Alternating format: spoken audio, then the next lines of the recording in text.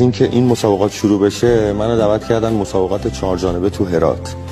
دیگه اونجا رو که رفتم دیگه همه چی شرایط واقعا عالی بود دیگه، مخصوصا از مهمون نوازی مردم افغانستان، از این محبتی که دارن دیگه لذت بردن.